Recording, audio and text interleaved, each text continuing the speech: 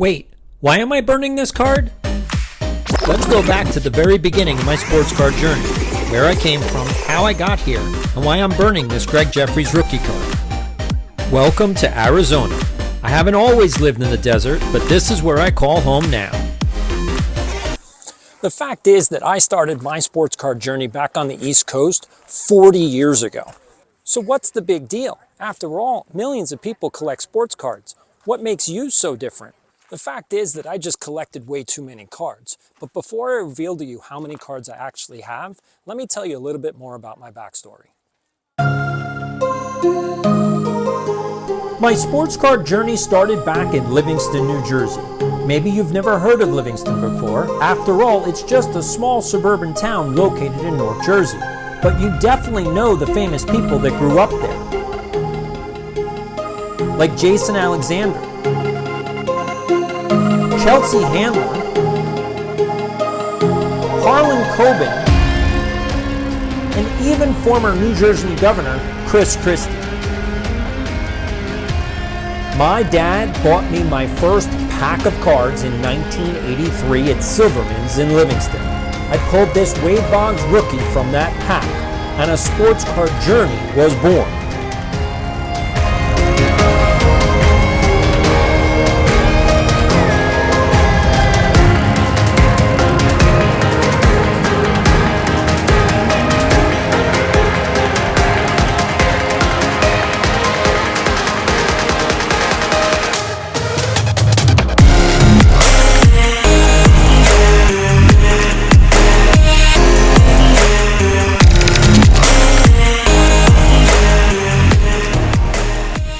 Which brings me back to this mountain and this 1988 Gregg Jefferies rookie card. Should I burn it or not? The only way to know the answer to that question is to do a little bit more research on curating.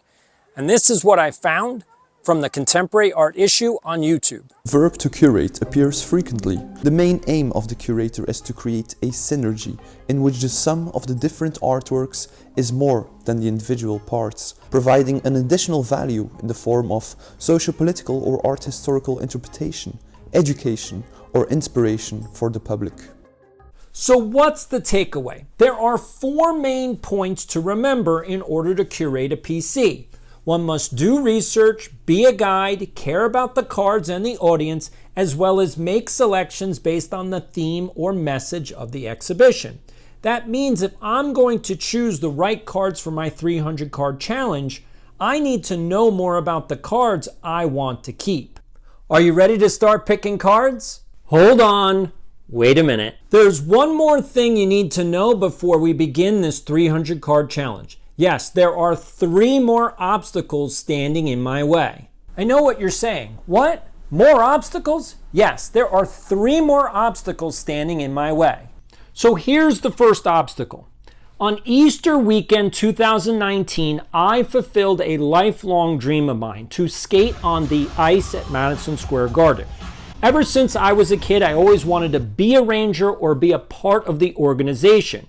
But since I was probably the worst high school hockey player ever to come out of New Jersey, the only way that was ever going to happen was through journalism or sports broadcasting, which is why I became a sports reporter and a play-by-play announcer in college. Now, that career didn't really end up the way that I had hoped, so the only way that I could be a part of the New York Rangers was to become a season's ticket holder.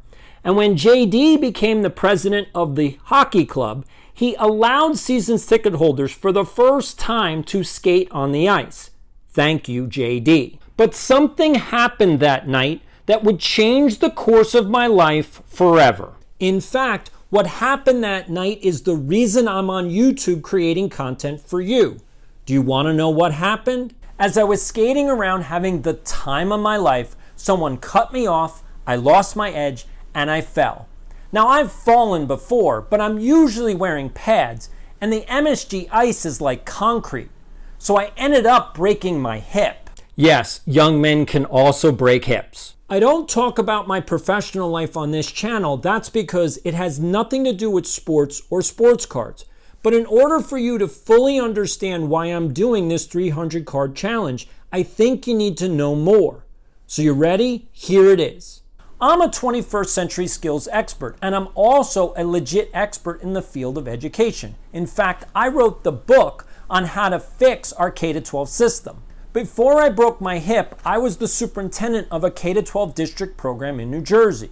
So when I broke my hip, I could no longer work. In fact, I was in the hospital for 2 weeks, and then I went to physical therapy for another couple months. And I didn't fully recover for a full 8 months. Here's obstacle number 2, COVID. Maybe you heard of it. If COVID didn't hit the world, I would have gone back to work after I fully recovered. But since COVID shut down schools, there was no place to go to work. What was I going to do? Which brings me to obstacle number 3, my mom. Don't forget that my mom sold the house and retired to Arizona. It turns out she moved to Arizona 4 months before COVID shut America down. You want to do the math with me? She moved in 2019, which means that I could not see her or visit her in 2019, 2020, and some of 2021. So I had to make a choice. Was I going to stay in the New York area or move to Arizona? After all, what was keeping me on the East Coast? I didn't have a job, I couldn't see my mom, and just in case folks don't know, New York and New Jersey are very expensive places to live. So I decided to move to Arizona. So now that you're caught up to speed, there are 2 main reasons that I need to do this 300 card challenge. So here's the first reason. My dad passed away. Yes, the whole reason I got into the hobby was because my dad wanted to spend weekends with me. And despite me doing all the work while he sat back and watched, I don't mind anymore that he made me work 50 hours a week. The truth is, I wouldn't give up the memories. To be clear, I woke up at 3 o'clock in the morning one weekend so I could sit in the passenger seat. My dad could drive us down to King of Prussia to do a card show. I'm the one that opened all the packs. I'm the one that sorted all the cards. I'm the one that packed the car, and I'm the one that set up the table. But it was all worth it. Did I mention I was 13 years old? So if you're trying to figure out why I'm consolidating my PC into 300 cards, the reason happens to be because my father passed away and there's just too much stuff. I can't appreciate the collection anymore. I have to get rid of the hoard, and I want to honor my dad's memory.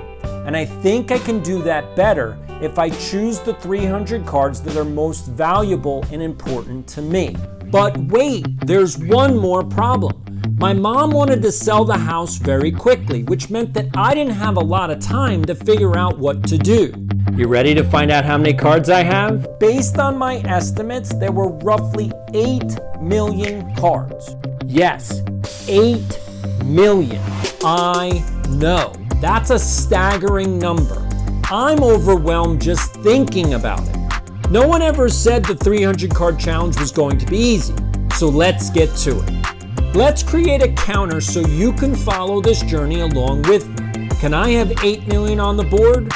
Now, luckily my mom arranged for an estate sale, so I knew I could sell some of the cards, but I couldn't sell all 8 million because it's impossible to sell 8 million cards all at once. FYI, Burbank Sportscards has approximately 100 million cards, but they're a business and they have a ton of employees. I'm just one guy. So I was able to sell some of the cards through the estate sale and also Craigslist ads, but that still left me with a ton of cards. How many? Well, let's go to the counter to find out.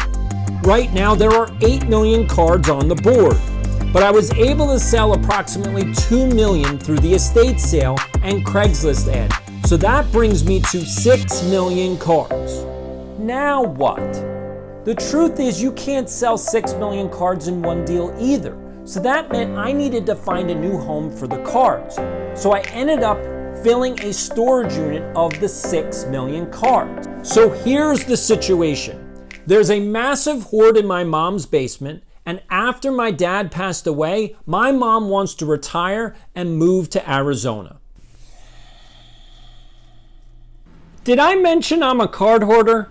Which brings me back to the mountain and this 1988 Gregg Jefferies rookie card. Should I burn it or not?